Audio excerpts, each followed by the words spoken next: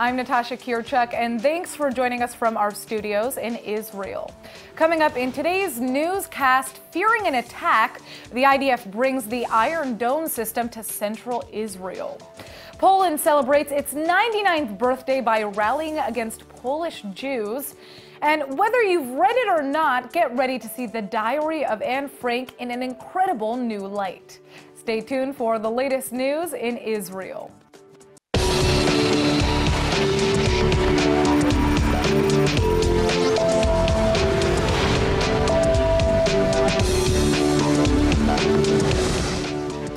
Tensions between Israel and the Islamic Jihad terror group are escalating to terrible new heights.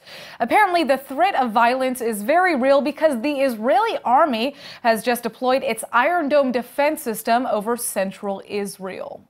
Things have been ramping up with Islamic Jihad ever since Israel destroyed a terror tunnel in Gaza that had breached Israeli soil. 14 members of Gaza's Islamic Jihad organization were killed in that blast, and the group promised swift revenge. But earlier this week, the I.D.F's Major General posted a video to social media warning the terror cell that Israel was aware of their plot against the Jewish state and not to proceed. Israel made good on this threat by arresting Islamic Jihad's top organizer of West Bank operations a few days later. Hamas is also believed to be pressuring Islamic Jihad against retaliation at this time because an armed conflict with Israel would almost certainly derail the ongoing unity Palestinian talks. But with the army now suddenly deploying the Iron Dome over central Israel, it's clear Israel sees a very real possibility of violence on the horizon. And on top of all this, Israel has learned that the latest U.S.-Russia deal for a ceasefire zone in Syria apparently allows Iranian forces within as little as 3 miles from Israel's border. Prime Minister Netanyahu has reiterated his promise that the state will pursue any and all means necessary to keep Israel secure. All right, well, Israel has just barred 7 European officials from passing through Israel's Ben Gurion airport. The Interior Ministry has confirmed that this is because the European delegates fiercely support boycotting Israel and had planned the trip primarily to visit convicted Palestinian terrorist Marwan Barghouti in prison. These delegates include parliament members and French mayors. ILTV's Aaron Porras is here with us with this story. Now, Aaron, what are we to make of this?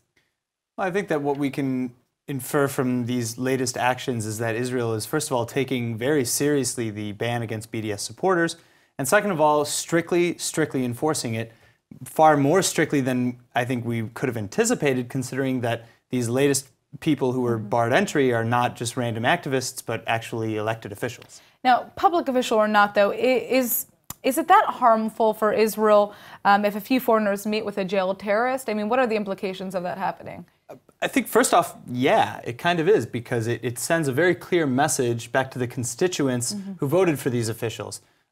You know, a lot of different messages that are sent to them. But second of all, Marwan Barghouti is no normal, ordinary terrorist. I'll get into a little bit more details about him in a moment in my report, but just for perspective's sake, Public Security Minister Gilad Erdan said about this recent visit that he has zero interest in allowing any BDS supporters and enemies of the state to enter Israel, just before calling Marwan Barghouti an arch-terrorist. All right, well, let's check out your report. This move is perhaps the biggest enforcement to date of the state's controversial new law, which bans foreign BDS activists from entering the Jewish state. These 7 European officials, however, had a history of supporting local and international boycotts of Israel, and were named as being in the Barghouti network.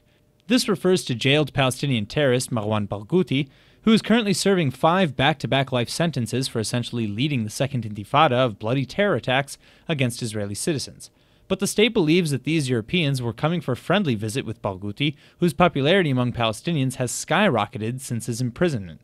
While the state is clearly looking to create consequences for foreign agents who seek to harm Israel, critics believe the legislation actually works against Israel's struggle for democratic freedom, as it delegitimizes freedom of expression and free travel based solely on personal political views. Now, if you live in Israel, you essentially have to be blind to miss this fashion trend, Tevez shoes, which are known as Naot Worldwide. It's no surprise these shoes are such an international hit.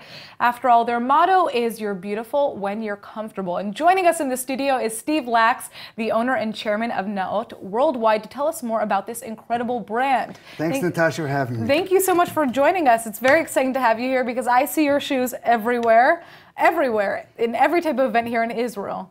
So the shoes that you see are not necessarily the shoes that we make only because people know Naot as a certain kind of look, but we're way more than that. We have right, a shoe so there are Tevez sandals, but you said there are also shoes for everybody. We have wedding shoes, we have dress men's shoes, we have... Which is good to know because I'm always telling my Israeli friends, you can't wear your Tevez everywhere. What are you doing? But now there's a new... You can see some of the ones on the screen right there. They're a little bit different than what most people think about. Right. People typically think of the Tevez sandals, which were kind of the initial Tevez shoe, right? All right. So I'd like to say happy 70th birthday of sorts, right, to your company. Can you tell us why you're celebrating? So the company was started on Kibbutz Naot Mordechai up on the northern border. It's kind of the least place where you would put a factory for shoes in the world, but it's really an amazing success story. The Jordan River goes right through the factory, and everything's handmade on the kibbutz. And 70 years ago, those new immigrants started that factory. And your company is employing people from all backgrounds, right? So one of the things that we're really proud of is that we consider ourselves shoes of peace. Number one, we have people from every tribe of Israel working together on the northernmost border of Israel, getting along like a family. And one of the things we love about the company and about Naot is politically, whatever you are worldwide, we show Israel in an amazing, beautiful, and healthy way. And I think there are some very special examples. These shoes were a massive hit, even as far as Japan, right? In Japan, and we have Japanese stores. We have stores in Singapore. We have stores in United States, Canada, right, across Australia, the planet. And you guys were even on Hollywood. Yes, so we have a bunch of very big movie stars. Recently, Bill Murray, when the last president was playing golf with the president, wearing the same shoes I'm wearing. I mean, actually, these shoes right there. I wish we could lift these up. Can you guys see? You can't see, but we'll try to get a close-up later. Hand-painted shoes that we do in the factory that are actually hand-dyed. Unbelievable. All right, so you've also won some special awards, and we're running out of time, but give us what is the most exciting award that you've won? Well, recently we won two really big awards in the United States. We were the Vendor of the Year for the National Shoe Retailers Association. We just got that last week, and it's an incredible honor. Huge multinational companies were usually, and we were the smallest company from Northern Israel, won the award. From Little Israel, right? And we won the Design Award for Best Design in the Industry for comfort shoes, sandals, last year. Well, I'll say this, Israelis know how to stay comfortable, and you guys are one of the main reasons behind that. So thank you so much for joining us, Steve. This is really exciting. And check out Tevez or Naot, as they call them in the U.S. Right. Naot in the U.S. You're going to want to wear them. Thank you very much for having me. All right, rumors are flying that an Israeli drone company may have conducted illegal bombings against the Armenian military. And now Israeli police are opening a massive investigation into this scandal, which alleges that Israel's Aeronautics military firm did live tests of its latest kamikaze drone on behalf of the Republic of Azerbaijan. If these allegations are true, it would be a horrific violation of international law and Israeli law as well. That's because the Israeli government almost never grants permission for military firms to conduct demonstrations with live ammunition. But that's exactly what Aeronautic stands accused of after reports surfaced that the Azerbaijani government contracted them to test their newest unmanned drone against actual Armenian troops. That would be the Orbiter K-1, which can carry payloads weighing up to nearly 4.5 pounds, and is designed to fly suicide-style directly into enemy targets. The Armenian army reported such attacks earlier this summer, which injured 2 Armenian soldiers, and a separate attack from a different model, which killed 7 Armenians last year. Azerbaijan is one of the single largest buyers of Israeli military tech and one of the few Muslim-majority countries that Israel shares warm relations with. But those relations may be put to the test now that Israeli police are investigating these allegations of possible human rights violations. At least 60,000 Polish nationals just marched in Warsaw to celebrate 99 years since Poland's independence. But the fanfare is disturbing Jews all over the world because some of the rally cries called for all of the Jews to get out of Poland. Israel has condemned the anti-Semitic public protest, and ILTV's Brett Allen Smith is here with the details. Now, Brett, what exactly was seen on the ground there? Well, this was a gathering of Poland's far-right factions, and a lot of them have heavy white nationalist roots. So there were banners with symbols of white supremacy, anti-Muslim slogans, chants against non-whites, and yes, all kinds of anti-Semitic rallies for a pure Jew-free Poland. Now, Israel's foreign ministry spokesman has obviously totally condemned this all, but although the Polish government, they agree anti-Semitism can't be tolerated, they're mostly dismissing Israel's criticism.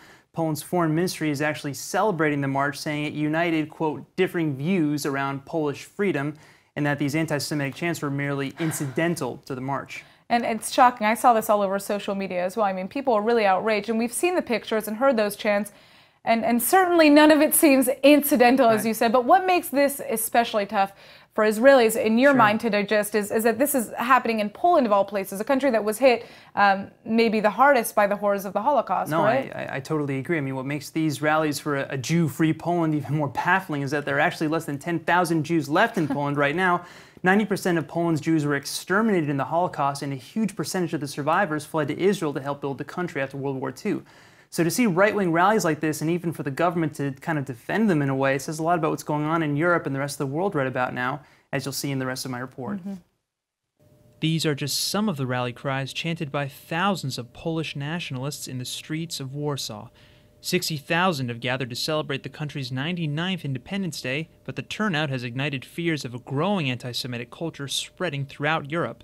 Poland, of course, suffered some of the most horrific casualties of Hitler's final solution, with 90% of Poland's Jews being wiped out in the Holocaust. But other than a small group of counter-protesters nearby, you'd be hard-pressed to find a sympathetic shoulder to Jewish plight at this massive gathering. Poland's government has a controversial policy towards Holocaust history. Most recently, the country made it illegal to refer to extermination camps in Nazi-occupied Poland as, quote, Polish death camps. Identifying Auschwitz as Polish, for example, in any way could earn you up to 3 years in jail. As for the cries for a Jew-free Poland heard at this day's rally, merely incidental, to quote the Polish government. Want to make 100,000 shekels or over 28,000 bucks a month? That's what Amazon's offering Israeli programmers and engineers to build a brand new research and development center. And while employees have a lot to smile about, local Israeli startups are none too happy about it. 100,000 shekels, let me put that in perspective. That's more than twice the normal salary for most Israeli programmers and 4 times the national average. No wonder Amazon has found so much success luring Israeli employees away from their current jobs, offering them a massive salary bump and a cushy benefits package that would make anyone think twice. Although Israeli startups are on the cutting edge of the tech world and can make huge sales in the millions of dollars, most couldn't dream of competing with a giant like Amazon. Local employers are trying to compete with the wage gap by offering companies stock, but another option would be outsourcing abroad to fill in labor they can afford. 100,000 shekels, though, clearly I'm in the wrong line of work. All right, when you feel good, you do better, which is why it's so important to work in a positive office environment. That's where the Israeli company Urban Place comes into the picture. And joining us now is Daniel Rubin, the VP of Operations, to tell us more. Thank you so much for joining us. How are you? So what does Urban Place do, and why would a company want to work at Urban Place? So Urban Place is a co-working space, a boutique co-working space, where we focus on the service we give to our members and our clients that sit with us. So a big reason why companies come and work at our space is for productivity. When you come in and it's well lit and everything you need, the coffee's there, the meeting rooms are nice and clean and ready for you, it's an excellent way for you to start your day. And above that, when we also help our companies grow. We have small startups sitting with us and bigger corporations. So the small startups get to work together. Well, and I can imagine it's just, this is a place where you can really gather inspiration from the other companies that are doing different work around you, because it's not just, I guess, one style of work that we're seeing within these spaces. So how did your company come up with the idea to create spaces like this? So our founders are actually from Paris, and he worked a lot in real estate, and he worked a lot with startups as a lawyer. And when he came to Israel, he saw the need for bringing that together, bringing a place where both people can come to work every day and also help them grow their business. So our founders work together with a lot of investors abroad, and when companies and startups are sitting at our space looking for investments or looking for ways to grow, we help that. That's interesting. So there are other aspects of these office spaces that you haven't told us about as well. What's next? What is new? So there's so much new happening with us. We're actually opening a new floor here in Tel Aviv in our co-working space. We're going to have a gym, showers, labs for finance professionals to work from. It sounds like you're never going to want to leave this place. I mean, no need. You don't even need to rent an apartment, guys. I don't know if I should be advertising. But yeah. And then hopefully in the next coming months, we're opening one more branch here in Israel in Yerushalayim and one more in Paris coming soon. All right. Well, if anybody is interested in finding a very unique office within which they can work, this is your guy, right? Daniel Rubin at Urban Place. Thank you so much for joining us. Thank you. All right, now this could be one of the biggest medical breakthroughs yet. A team of Israeli scientists have just found a way to regrow severed spines in rats, allowing paralyzed rodents to regain the ability to walk for the first time ever. The research that pioneered this wonder comes from Israel's Technion Institute of Technology and Tel Aviv University. This is the first time any scientific team has found a way to regrow damaged or destroyed neurons, the cells that carry messages to the brain's command center and make motor function possible. The Israeli team was able to grow new nerve tissue from stem cells, which were then treated with a special growth factor and implanted into the places where the rat spines were completely severed. A severed spine means total paralysis below the neck, but after just a handful of weeks, nearly half of the rats in the trial suddenly started walking again for the first time. No training and no rehab required. There's still a long road to go before this kind of treatment might be ready for humans, but clearly this is a major step forward for millions suffering from nerve damage of all kinds. Bet you never thought you'd be this excited to see a rat scurrying across the floor, right? Very cool. All right, we have awesome news for our friends in South America. Latin America's LATAM Airlines has just announced that direct nonstop flights from Chile to Israel are finally coming next year. El Al recently resumed direct flights to and from Argentina as well, which means soon there will be more ways than ever to get South Americans to the Holy Land.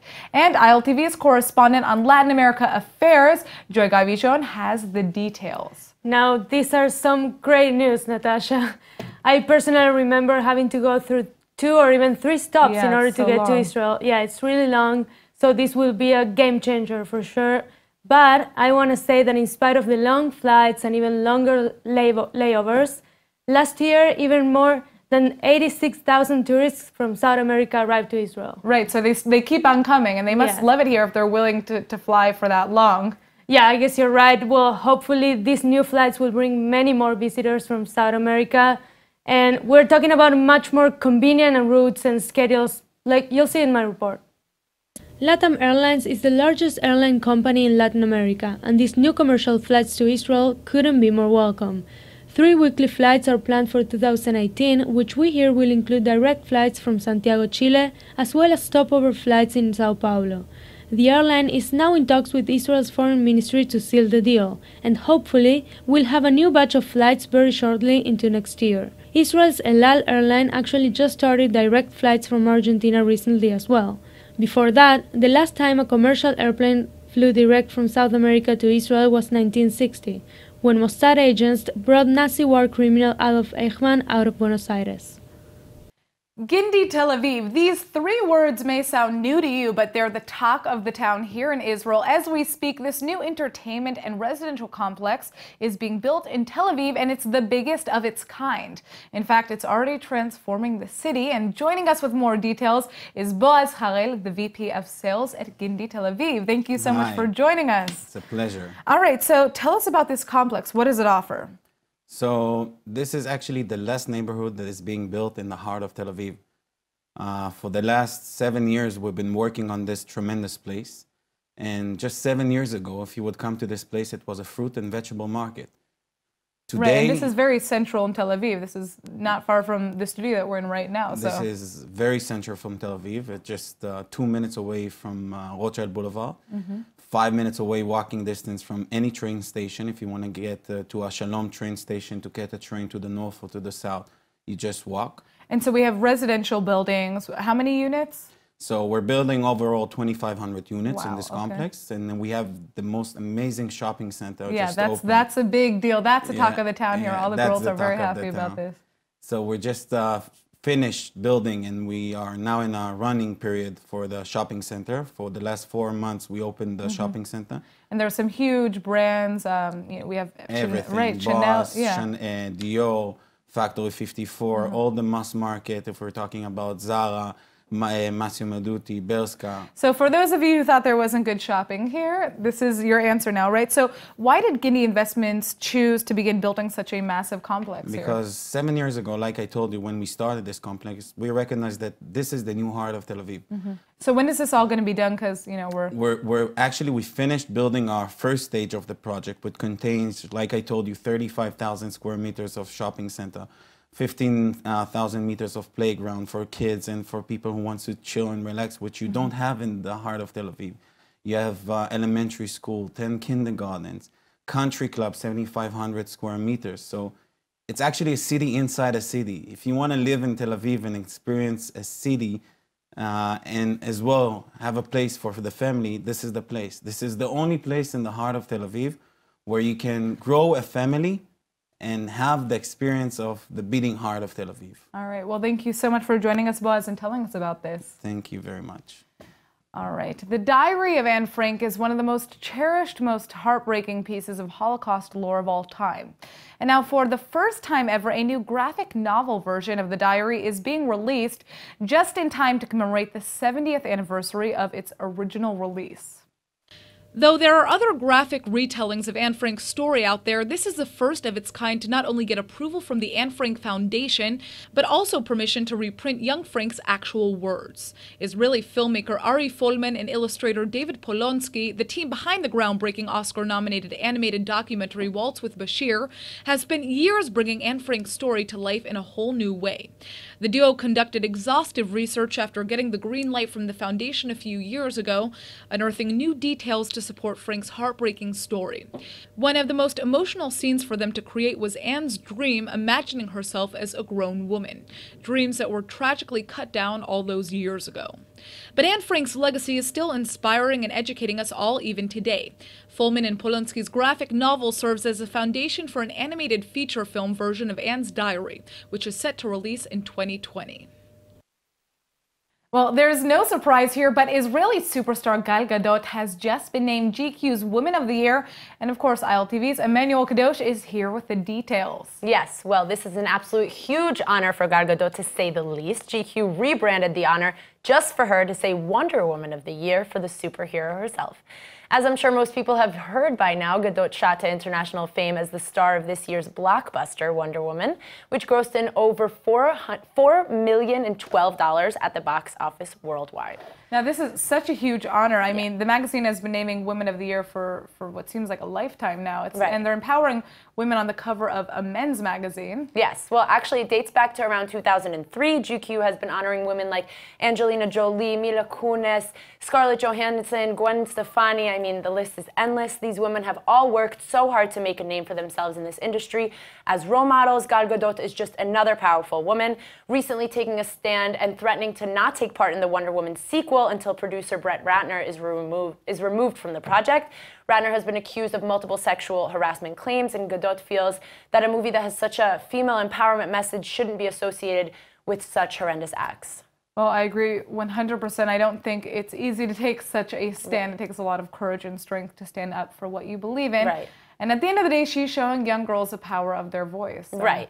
And that's exactly right. And even Israeli President Reuven Rivlin thinks so as well. He showed up to the premiere of the Justice League movie and showed his support for the Israeli star. Take a look at this clip.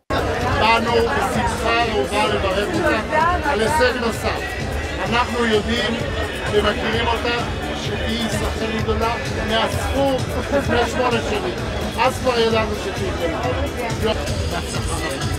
תמשיכי להצליח ולהאדיר את שמה של ישראל. Enroll in eTeacher's online Hebrew courses and quickly discover that it creates the deepest connection to Israel that you could ever imagine. And now for our Hebrew word of the day. For all of you out there who are scared of mice, today's word is for you. Achbar, which means surprise, surprise, mouse in Hebrew. We all have that friend who jumps up on the table at the sight of a squeaky little achbar, but I have to tell you, I don't really get it. Let's be honest, how dangerous can an achbar really be? After all, they're just tiny little fuzzy creatures who are honestly more scared of humans than we are of them. Still though, if you're not a fan of achbarim or mice, just try to be less messy. After all, less crumbs mean less of these fuzzy visitors. All right, let's go ahead and take a look at the weather forecast. Tonight will be partly cloudy with a drop in temperatures to about 60 degrees Fahrenheit or 16 degrees Celsius. Tomorrow should be partly cloudy with light winds and a high of 78 or 26 degrees Celsius. All right, that's it for today's news. Today's exchange rate is 3.55 shekels to the American dollar. Remember to sign up for our daily newsletter at iltv.tv. I'm Natasha Kirchuk, and thanks for watching.